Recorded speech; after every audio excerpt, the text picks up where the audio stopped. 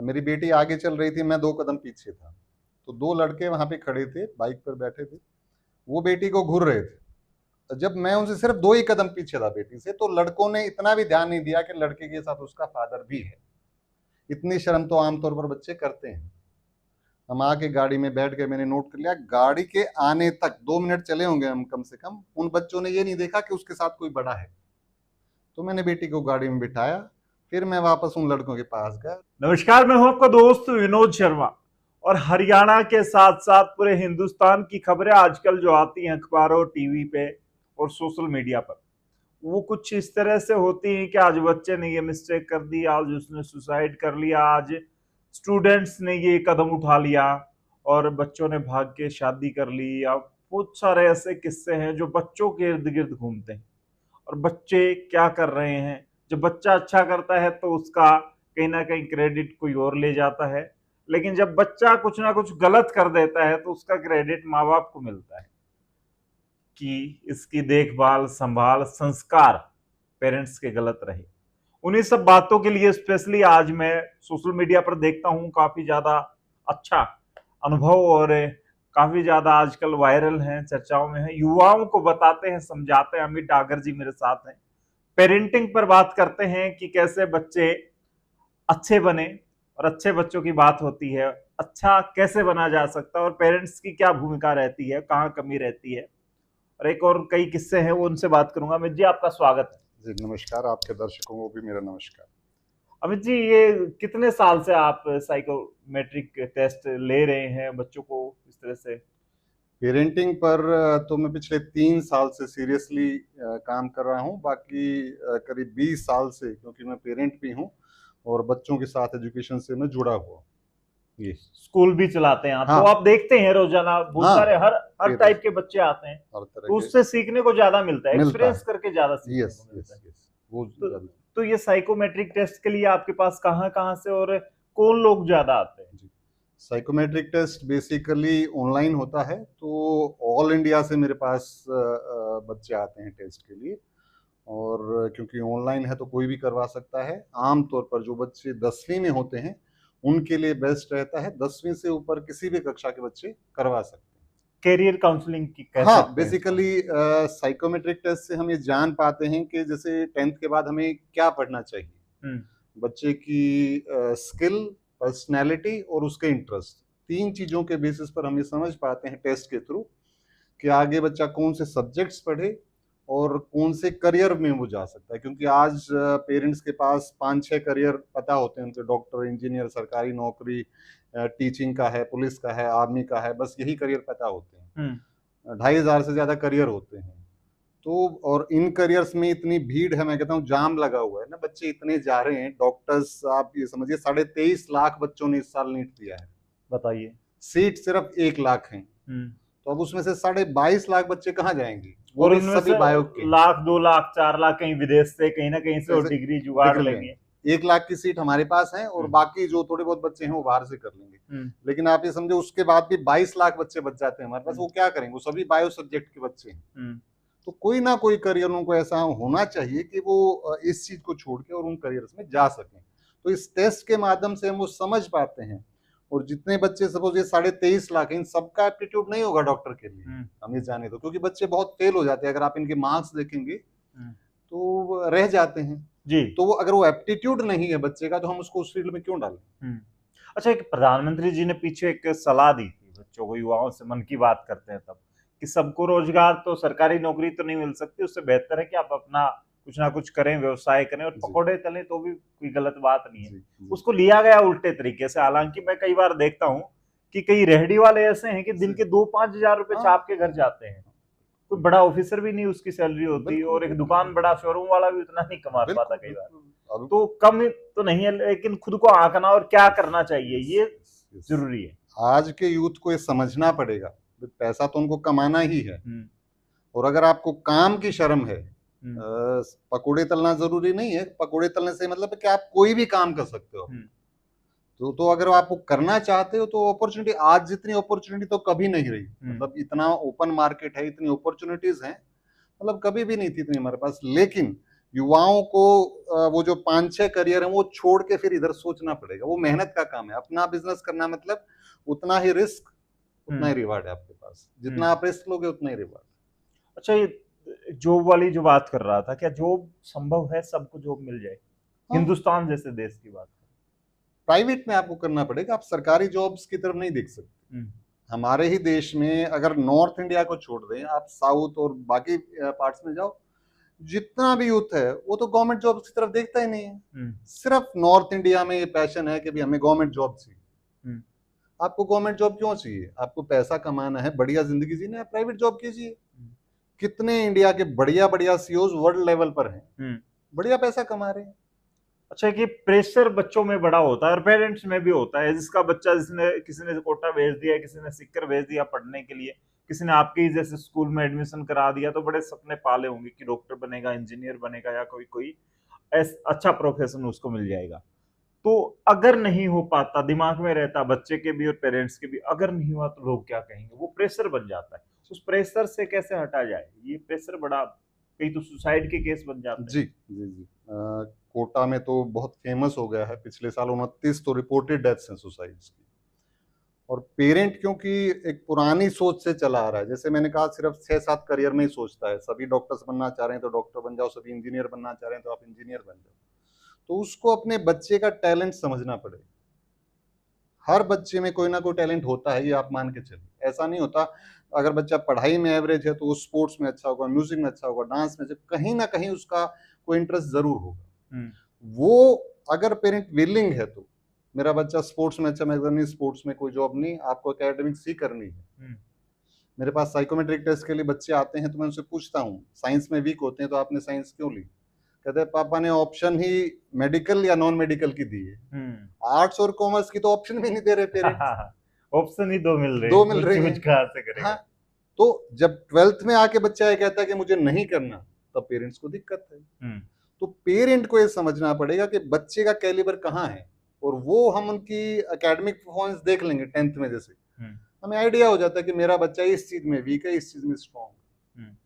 और ये जो नॉन अटेंडिंग चलाते हैं बच्चों को, ये सबसे खतरनाक काम। अच्छा, 8th तक आप बच्चे को स्कूल में रखते हैं, 9th से तैयारी करवाने लग जाते हैं, अभी डॉक्टर बनाना है, इंजीनियर बनाना है, और 9 to 12 4 साल बच्चों को रखते हैं। 4 साल बच्चों की ना स्पोर्ट्स होती है, ना कल्चरल एक्टिविटीज होती है, ना हॉबीज होती है, कुछ नहीं होता है। वो सिर्फ पढ़ाई करता है, किस चीज की, जिस भी एग्जाम की वो तैयारी कर रहा है। 4 साल में उसके दिमाग में क्या होता है, वो एंट्रेंस एग्जाम है, मुझे वो क्लियर करना है और ये मेरा सिलेबस है, इसके अलावा कुछ नहीं। तो बच्चे को जब तक आप एक्सपोजर नहीं दोगे कि भाई किस फील्ड में जा सकता है वो, यही क्रिटिकल एज है जब उसका टैलेंट निकल कर आएगा आपके सामने ना, वहां आप उसको एक्सपोजर नहीं देते हो। आप बच्चे को दिखाओगे नहीं, तेरे पास म्यूजिक है, तेरे पास डांस है, तेरे पास थिएटर है, तेरे पास स्पोर्ट्स है, XYZ कितनी चीजें हैं। आप कुछ दिखाओगे तभी तो वो बता पाएगा कि मेरा यहाँ इंटरेस्ट है, मेरा यहाँ इंटरेस्ट है। यहाँ अगर आपने एक किताब उसको दे दी है तो वो उतने तक सीमित है। घोड़े वाली बात है, भी आपने यहाँ पे लगा दिया तो वो सामने ही देख सकता है। तो आप पेरेंट्स लगा दे रहे हैं, बस बच्चा सामने देखे जा रहा है। और जब 12th में जाके उसका एप्टीट्यूड नहीं होता, उसका इंटरेस्ट नहीं होता, ऑब्वियसली उसका सिलेक्शन नहीं होना है। आप कितना पढ़ा सकते हो बच्चों? बच्चा कई बार कहते हैं कि बिगड़ गया, बिगड़ने के पीछे आप क्या कमी मानते हैं? पेरेंट्स की कमी रहती है या बच्चे की कमी मानते हैं? दोनों चीजें मैं कहूंगा। पेरेंट्स आज के टाइम में थोड़ा टाइम कम दे पा रहा है, एक रीजन उसका प्रैक्टिकल भी है, क्योंकि कई पेरेंट्स दोनों वर्किंग है। पहले जॉइंट फैमिलीज होती थी, आजकल न्यूक्लियर फैमिलीज है, तो वो एक प्रैक्टिकल एस्पेक्ट है। दूसरा ये है कि एक्सपोजर इतना ज्यादा हो गया है बच्चों का सोशल मीडिया के थ्रू, इंटरनेट के थ्रू, कि जो घर पे संस्कार देने की कोशिश की जा रही है वो काफी नहीं पड़ रही। पेरेंट उतना टाइम के साथ नहीं चल पा रहा है, और बच्चा बहुत एक्सपोजर है उसका। मैंने सोशल मीडिया पे देख ली, रील्स बन रही हैं, ऐसे हो रहा है, ऑनलाइन गेम्स चल रहे हैं, पेरेंट्स को अवेयरनेस नहीं है। तो पेरेंट उसके टाइम के साथ नहीं चल पा रहा है, और बच्चे का एक्सपोजर बहुत ज्यादा हो गया। तो उनका जो जनरेशन गैप है, होता हर जनरेशन में है, लेकिन इस जनरेशन और पेरेंट्स का बहुत ज्यादा गैप हो। और बच्चा जो होता है वो अपने एज ग्रुप में एक्सेप्टेंस आता है, पेरेंट को तो वो पेरेंट ही मानता है कि ठीक है इन्होंने तो कहना ही है मेरे को, तो वो अपने एज ग्रुप में एक्सेप्टेंस चाहता है। तो वहां मुझे लगता है थोड़ी सी कॉन्फ्लिक्ट रहती है बच्चों की पेरेंट्स की, उस वजह से बच्चा थोड़ा सा पेरेंट्स से दूर हो जाता है, दूर हो जाता है तो फिर वो ऑब्वियसली आपका जो बाहर का इन्फ्लुएंस है वो उस पर हावी हो जाता है। आप जब भी कोई पोस्ट लिखते हैं सोशल मीडिया पर, मैं देखता हूँ शुरुआत आपकी होती है कि युवाओं को सोचना चाहिए, युवाओं को ये करना चाहिए, युवाओं को मैसेज देने की कोशिश करते हैं। युवा जैसे कि किसी लड़के ने किसी लड़की ने लव मैरिज कर ली, घर से भाग गए, या फिर किसी बच्चे ने नशे की लत में पड़ गया, इंजेक्शन लेने स्टार्ट कर दिए, नशे की बड़ी बड़ी डोज लेनी स्टार्ट कर दी, या कुछ और गलत रास्ते हैं। इनसे कैसे बचा जा सकता है, कैसे समझे बच्चे, क्योंकि एक अच्छी उम्र होती है, या बड़ा मुश्किल होता है, दोस्त और कोई ऐसा आदमी ऐसा फरिश्ता आता है उसके सामने तो उसकी जिंदगी तबाह कर जाता है। बिल्कुल, इसमें मैं बच्चों को हमेशा कहता हूं कि फैमिली जो है आपकी वो प्रायोरिटी होनी चाहिए। परिवार को, पेरेंट्स को अगर आप साथ रखते हो तो वो आपका कभी साथ नहीं छोड़ते। सुनील दत्त का मैं उदाहरण देता हूँ, संजय दत्त को उन्होंने कितना उसका सपोर्ट किया। संजय दत्त ने मतलब धरती पे सारे गलत काम किए होंगे शायद, वो मूवी भी आई थी संजू। हाँ, उसके बावजूद कभी सुनील दत्त ने उसका साथ नहीं छोड़ा कि मेरा बेटा है, मैं इसको सुधार करूंगा। तो फैमिली की इतनी इंपॉर्टेंस होती है जी। तो अगर बच्चे जो हैं फैमिली को इंपॉर्टेंस दें, अपने पेरेंट्स को समझें, फैमिली के साथ रहें, कोई दिक्कत होती है वो शेयर करें, तो मैं समझता हूँ 50% प्रॉब्लम वहां से सॉल्व हो। दूसरा, बच्चों को फ्रेंड सर्कल जरूर रखना चाहिए। आज बच्चा अकेला हो गया, तभी वो ड्रग्स की तरफ जाता है, गलत काम की तरफ जाता है। अगर आपके दोस्त होंगे तो वो आपको रोक सकते हैं कि नहीं, हम ये काम नहीं करें, या आप दोस्त से शेयर करोगे, आपको टोकेगा नहीं, ये गलत काम अपने को नहीं करना।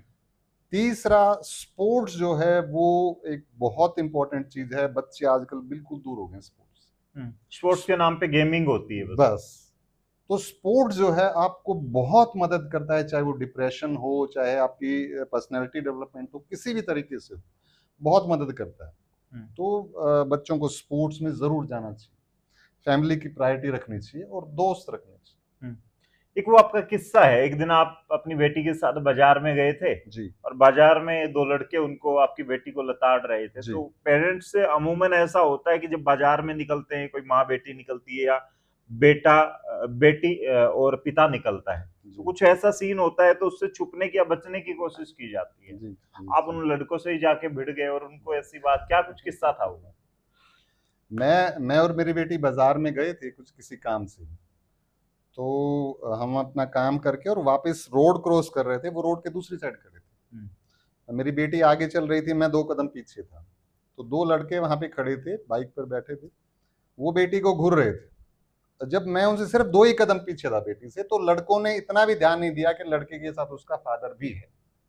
इतनी शर्म तो आमतौर पर बच्चे करते हैं। हम आके गाड़ी में बैठ गए, मैंने नोट कर लिया, गाड़ी के आने तक 2 मिनट चले होंगे हम कम से कम, उन बच्चों ने ये नहीं देखा कि उसके साथ कोई बड़ा है।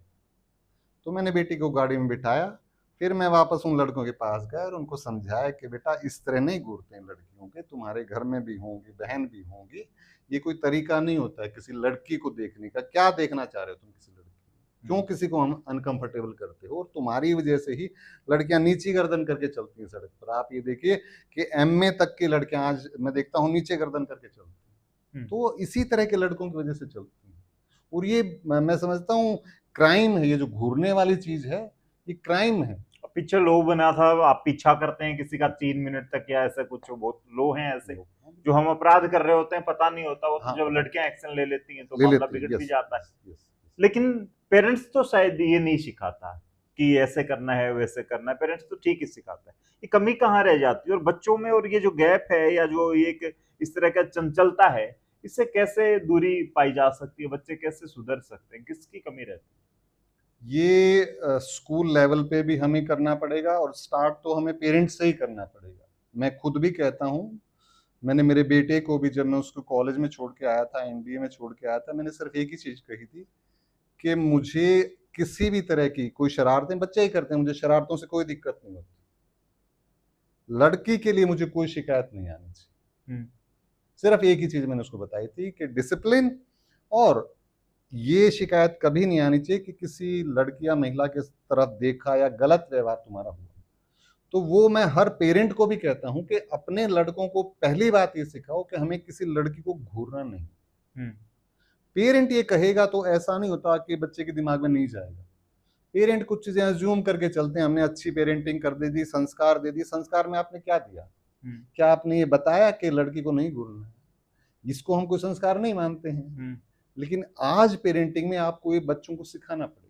पुराने वक्त में तो गांव में कहा जाता था कि अपने गांव की बेटी है तो बहन है, बुआ है, इस तरह से रिश्ते होते थे। तो वो होता भी था, लेकिन अब गैप इस जनरेशन में खास करके ये जनरेशन ना कास्ट को मानती है, ना रिलीजन को मानती है, ना गांव गुहांड को मानती है, इनको पता ही नहीं है। ये तो ओपन है इनके लिए, हर जो भी लड़की है वो सिर्फ लड़की है, अपनी बहन को छोड़ के उनके लिए सब। तो ये हाल है। तो जब तक पेरेंट इस साइड से स्टार्ट नहीं करेगा कि लड़की को ठीक है आप बहन मत बनाइए, लेकिन कम से कम घूरिए मत, ये चीज तो पेरेंट को बतानी ही पड़ेगी। तो कहीं ना कहीं हिंदुस्तानी जो संस्कार हैं वो वापस आने चाहिए, और इसके लिए जो पुरानी गुरुकुल परंपरा थी या स्कूल्स या गुरु शिष्य का नाता, माता पिता के प्रति संस्कार बच्चों के थे, वो वापस लाने की जरूरत है। अब मॉडर्न होने के चक्कर में शायद इंग्लिश मीडियम में बच्चों को भेज तो देते हैं, लेकिन पीछे काफी कुछ छूट जाता है। मानते हैं आप? देखिए, टाइम के साथ भी चलना जरूरी है। आप आज टेक्नोलॉजी का जमाना है और चीजें समय के साथ चलना भी जरूरी है। हाँ, लेकिन हमारे जो संस्कार हैं वो तो हमें बच्चों को देने ही पड़ेंगे और ये बताना पड़ेगा। सिर्फ ये कहने से नहीं होता कि भी हमने हमेशा सच बोलो, जो पुरानी चीजें थी सदा सच बोलो। पहले तो जॉइंट फैमिली होती थी, दादा था, चाचा था, मामा था, कोई ना कोई टोकता रहता था, डर होता था। आज न्यूक्लियर फैमिली। तो जब तक आप बच्चे को बताओगे नहीं कि गलत क्या है, ये गलत है, ये व्यवहार गलत है, ये व्यवहार गलत है, शरारतें बच्चा करे उससे कोई दिक्कत नहीं। आप बच्चे की शरारतों को मत रोको, आप बचपन दो, बचपन में ही शरारत करते हैं बच्चे। शरारत नहीं करेंगे तो वो बचपन कैसा है? लेकिन उसके साथ आपको वो संस्कार तो देने ही पड़ेंगे कि हाँ, हमारी वजह से किसी दूसरे को अनकंफर्टेबल नहीं। दादाजी मेरे जो मुझे बताया करते थे बचपन में कि शर्म और भय दो चीजें ऐसी होती हैं जो आदमी को कुछ गलत करने से रोकती हैं या कुछ, वो अब गैप, ये दोनों चीजें गायब कैसे होगी, आपको क्या लगता है? कुछ तो मैं कहूंगा, क्योंकि जैसे अभी आपने कहा मॉडर्न टाइम्स आ गए, हम फ्रेंड्स बन गए हैं, पेरेंट्स भी फ्रेंड्स की तरह रहते हैं। लेकिन मैं कहता हूं कि व्यवहार दोस्ताना होना चाहिए, पेरेंट्स को दोस्त नहीं बनना चाहिए। पेरेंट को पेरेंट ही रहना चाहिए बच्चे का। पेरेंट थोड़ा सा इस लाइन को तोड़ रहे हैं कि वो फ्रेंड्स बन जा रहे हैं। अगर आप दोस्त बन जाते हो बच्चे का तो वो उस चीज का फायदा लेगा। बच्चा है, मतलब उसको बहुत इस चीज की समझ नहीं होती, लेकिन पेरेंट को ये समझ होनी चाहिए कि आपने दोस्त नहीं बनना है, व्यवहार दोस्ताना रखना है, फ्रेंडली रखना है। तो अगर उसमें ये डर नहीं है कि मेरे पेरेंट को, मेरे मम्मी को, मेरे पापा को कुछ पता चलेगा, बुरा लगेगा, तो वहां फिर ऑब्वियसली, और जब आप दोस्त बन गए तो दोस्तों में कोई वही मान के चलते हैं कि फ्रेंड्स हैं जी। तो फिलहाल अमित डागर जी थे, और मैं हमेशा कोशिश करता हूं कि हमारे स्क्रीन पर जब भी आप देखने आते हैं, अपना 10-20 मिनट का टाइम देते हैं, बड़ा कीमती होता है आपका वक्त। आप कुछ भी काम करते हैं, प्रोफेशनल हैं या फिर हाउस वाइफ हैं जो महिलाएं देखती हैं, या बहुत सारे लोग प्रोफेशन के लोग हमारे साथ जुड़े होते हैं, रात को लोग बेड पे लेट के सोचते हैं कि कुछ अच्छा दिखेगा। इसलिए आज ये वीडियो आपके लिए थी, क्योंकि सबसे मेन हम पाते पाते पाते पाते बहुत कुछ खो देते हैं, और खो देते हैं खास करके अपने बच्चों का जो सहारा है, आने वाले वक्त में उनकी ताकत है, वो सब खो देते हैं, उनके संस्कार खो देते हैं थोड़ा पाने के चक्कर में। तो अपने बच्चों को वक्त देना चाहिए, और कैसे माहौल बिगड़ रहा है उस सब के लिए अमित डागर जी से मैंने स्पेशली आज ये वक्त लिया है इनका, और बहुत बहुत शुक्रिया करना चाहूँगा डागर साहब आपका। आज स्पेशली ये साइकोमेट्रिक टेस्ट देते हैं, और इनकी एक फीस होती है, इनका एक तरीका होता है, लगभग कई घंटे या 1 घंटे से ज़्यादा का समय होता है। तो चीज़ें आज के बच्चों की ज़रूरत है, और आप लोग बच्चों की ड्रेसेस पर और उनके बर्थडेज पर और बहुत सारे ऐसे ओकेजन होते हैं, आप पैसे बहुत ज़्यादा लगाते हैं, इन चीज़ों पर भी लगाने चाहिए। इसलिए अच्छी पेरेंटिंग की आपसे उम्मीद करूंगा आने वाले वक्त में फिर दोबारा से जुड़ेंगे आपके साथ। तब तक के लिए धन्यवाद। राम राम, जय हिंद।